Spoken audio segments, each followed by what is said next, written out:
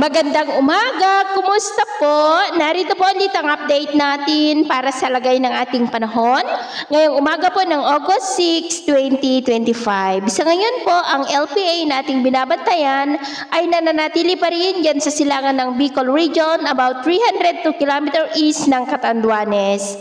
Maghapon po ngayon na posibleng nandyan lamang sa silangan ng Bicol Region na magdudulot dyan ng cloudy skies with isolated rains. Ang trough po niyan sa ilang bahagi ng ating bansa, lalo na po mamayang hapon at gabi. At mamayang gabi hanggang bukas ay kikilos na po yan pa north-northward, paakyat po dyan sa silangan ng Cagayan at hindi pa rin po inaalis ang posibilidad na tama po yan sa kalupaan, lalo na dito sa northern part ng Northern Luzon, bukas ng gabi o biyernes po ng umaga. Sa ngayon ay mababa pa naman ang tsansa niya na maging bagyo for the next 24 hours. At sa ating long range forecast, maliban sa banta ng pamumuo pa rin ng mga low pressure areas sa mga susunod na araw, ay wala pa rin naman pong malakas na bagyo na nakikita na tatawid dito sa ating kalupaan for the next 2 weeks.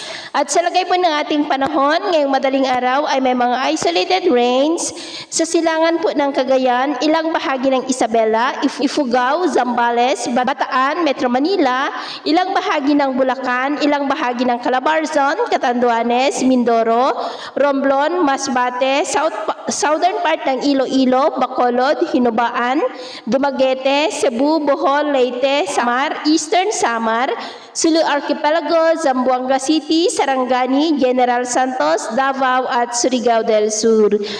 At mamaya po ay sisikat pa rin ang araw sa malaking bahagi ng bansa, pero dahil sa trough ng LPA ay cloudy skies with isolated rains sa ilang bahagi po ng Bicol Region, Northern Samar, Giwan, Leyte, Bohol, Cebu, at dahil naman sa habagat na hahatak na ng LPA ay may banta ng malalakas na ulan dyan sa may Tawi-Tawi, Holosulu, Basilan, Zamboanga, General Santos, Davao at Mati, maging po dyan sa Dinagat Island. At mamayang hapon, mas maraming lugar ulit ang makakaranas ng mas maulap na kalangitan with isolated rain sa iba't ibang bahagi ng ating bansa. Kaya mag-ingat po tayo dahil posible muli ang mga banta ng mapagbaha at pagguho ng lupa. At sa atin naman pong mga baybayin, wala na po tayong nakataas na namang gale warning signals, pero bayong pag-ingat lamang po kung papalaot tayo para po mas makaiwas sa mga sakunang pangkaragatan. So ito na ang latest update natin sa araw na ito. Ako po muli si Gems na nagsasabing